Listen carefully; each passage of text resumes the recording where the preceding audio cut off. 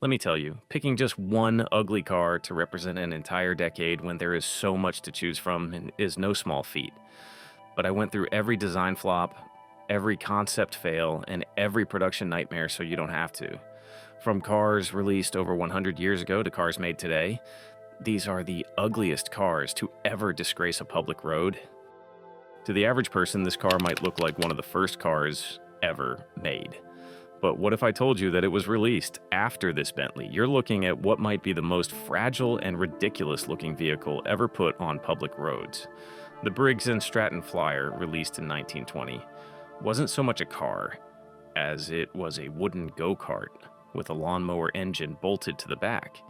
It had no body panels, no real suspension, and the whole thing was held together by a few wooden planks and bicycle wheels.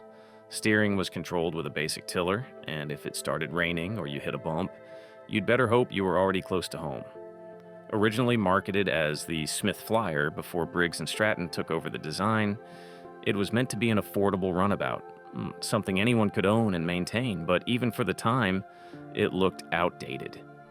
Most cars in the 1920s were starting to experiment with closed cabins and more refined designs, while the Flyer looked like something a kid might build out of spare parts in a garage.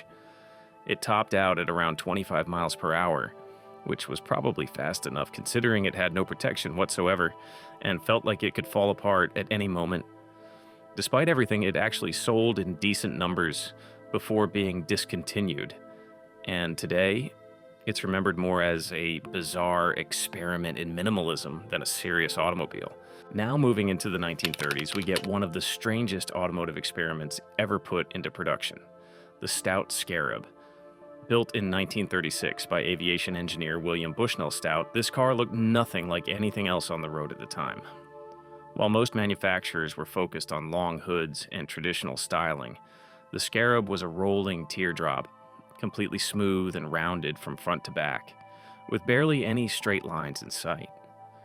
It was meant to be the world's first minivan, a luxurious, spacious vehicle that prioritized interior comfort over external beauty, and that's putting it mildly, because from the outside, it looked more like a squashed silver beetle than a car.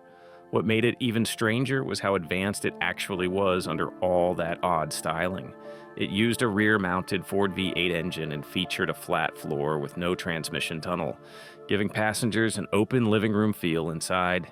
It had removable seats, a table in the middle, and sliding doors decades before they became common, but despite all that innovation, people just couldn't get past how it looked. Only 9 were ever built, and most were seen as one-offs or rolling prototypes rather than something you'd actually drive every day.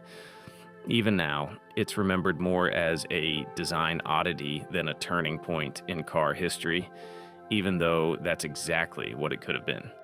By the time the 1940s came to an end, car manufacturers were starting to think more seriously about export markets, especially in post-war Britain, where the motto was pretty much export or die. One of the more unusual attempts to capture the American market came from Standard Triumph, who decided to design a small car that looked like a miniature limousine. That car was the Triumph Mayflower, and visually it was one of the most awkward blends of British formality and compact proportions that anyone had ever seen.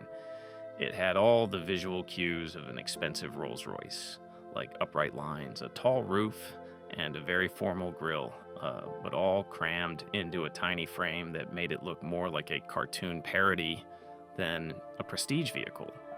It was slow, underpowered, and had very little road presence, which made the whole luxury image feel even more out of place. The Mayflower was supposed to appeal to American buyers looking for something small and refined, but in reality it just looked odd and uncomfortable next to the sweeping curves and confident styling of American cars at the time. It was only in production for a few years, and while it tried to sell class and elegance in a compact package, it mostly ended up confusing people on both sides of the Atlantic. In the 1950s, while most of Europe was still rebuilding and producing conservative, sensible cars, Czechoslovakia introduced something that looked like it came from an entirely different planet. The Tatra 603 was a large executive car built for government officials and party elites, but its design was anything but formal or restrained.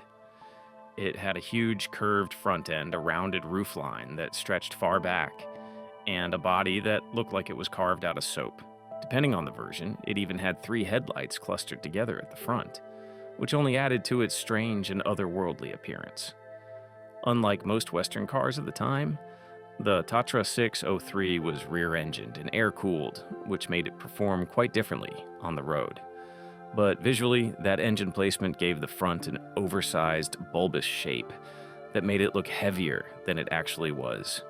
The rear also tapered in an odd way, almost like the car was collapsing under its own weight. Despite the strange looks, it was actually well engineered and could cruise comfortably for long distances. Still, to people outside of the Eastern Bloc, the Tatra never really made sense stylistically.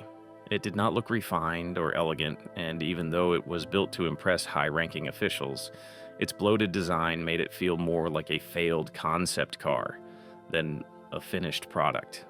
By the mid-1960s, sports cars were starting to become more affordable and exciting around the world, with sleek designs and sharp handling becoming the standard. But in Australia, a company better known for making washing machines decided to get involved.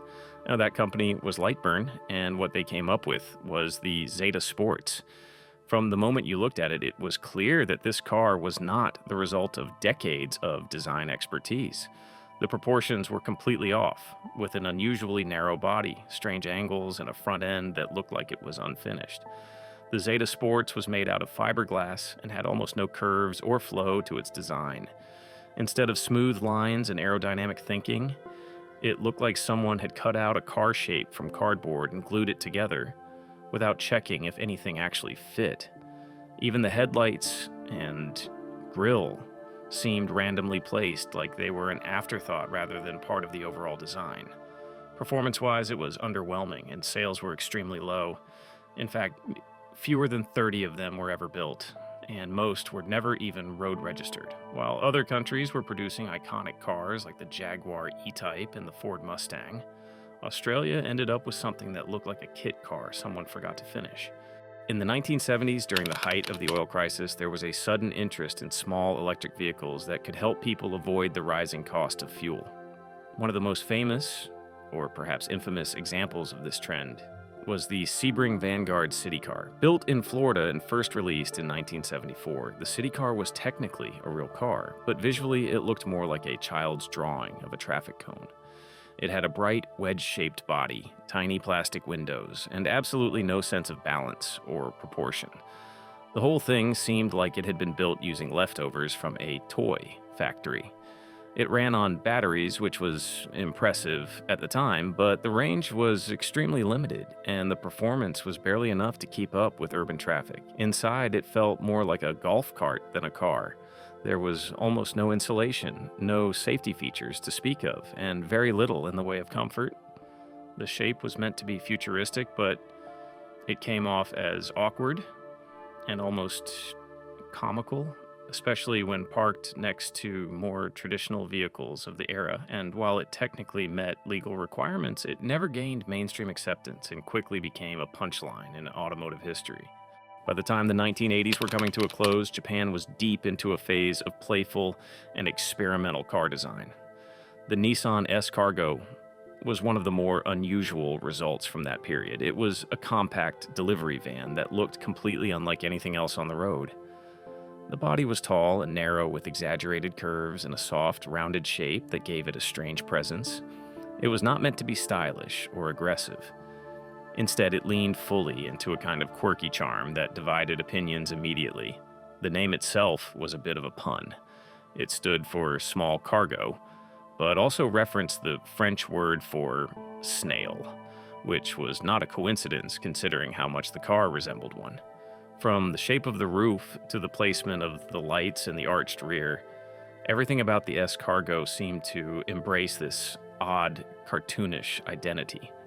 Inside, the cabin was minimal and felt more like something you would find in a toy than a commercial vehicle. It did serve its purpose as a city runabout, and it became something of a cult classic over time. But in terms of appearance, it was never going to be taken seriously.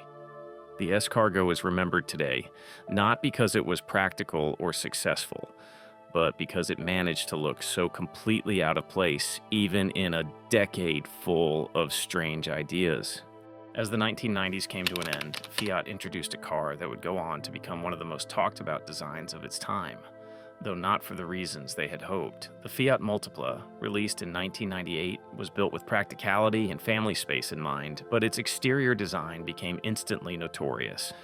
The most striking feature was the two-tiered front end with the headlights awkwardly placed above the main grille, creating a look that many people compared to a startled amphibian. It was wide, squat, and gave the impression that the car was permanently confused. What made the whole situation more unfortunate was that beneath its strange exterior, the Multipla was actually quite clever. It offered seating for 6 in 2 rows of 3, with plenty of space and storage, and it handled surprisingly well for a family vehicle. But none of that seemed to matter once people saw what it looked like. In an era where smooth curves and clean lines were becoming the norm, the Multipla stood out for all the wrong reasons. It became a symbol of function over form, and while some grew to appreciate its eccentricity, most people simply could not get past the way it looked. To this day, it remains one of the most recognizable and ridiculed car designs ever put into production.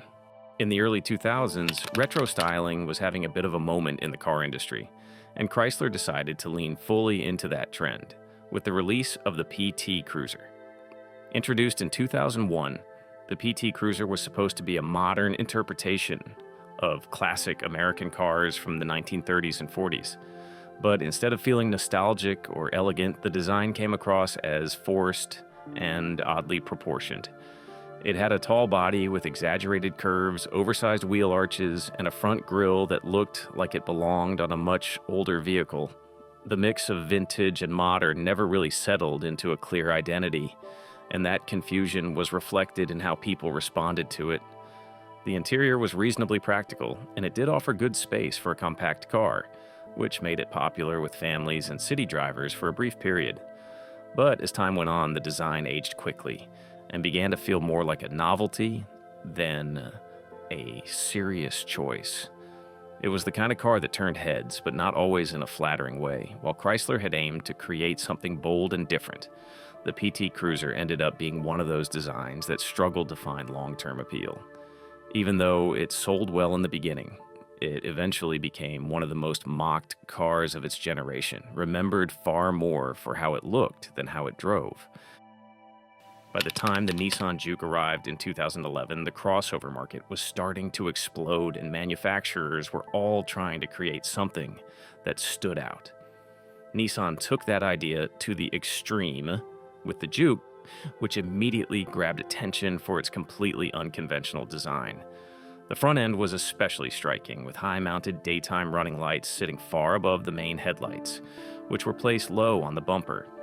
It gave the car a strange split-face appearance that looked more like a concept sketch than a production model. The body itself was rounded and compact, but filled with sharp creases and exaggerated lines that made it look like it had been inflated unevenly. Underneath all the styling choices, the Juke was actually a decent car for city driving. It was practical enough for its size, and some versions offered a surprisingly fun driving experience. But for many people, the looks were simply too difficult to accept. It felt like a car trying too hard to be different, and as a result, it ended up polarizing just about everyone who saw it. Some owners loved how unique it was, but for a lot of people, it became a visual deal breaker. Even now, the original Juke remains one of the most recognizable examples of a design that aimed to be bold, but ended up looking more awkward than innovative. When the Tesla Cybertruck was finally released in 2023, it immediately sparked conversation all over the world, and most of that conversation centered on how it looked. Elon Musk had promised something revolutionary, something that would completely redefine what a pickup truck could be. What Tesla delivered was a sharp-edged stainless steel wedge that looked more like a piece of military equipment than a road-legal vehicle. With no curves anywhere on the body and nothing resembling a traditional truck silhouette, it felt like it had been pulled straight out of a low-resolution video game from the 1990s. Musk described it as futuristic and bold, and in that sense, the Cybertruck certainly lived up to his vision. But for a lot of people, the design was simply too much. The bare metal finish, the oversized proportions, and the flat panel construction made it feel more like a rolling prototype than a finished product. Even building the thing proved difficult, with Tesla facing challenges in producing the exact angles and aligning the panels properly. While there is no doubt that the Cybertruck captures attention and fits perfectly into Elon Musk's habit of breaking expectations, it also stands as one of the most divisive car designs ever put on the road. Some people see it as progress, others see it as parody, but no one sees it as ordinary. So what decade do you think has the ugliest car? Let me know below. Leave a like and subscribe, and make sure to check out these 10 cars that Lamborghini built but never released by clicking on the video on your screen.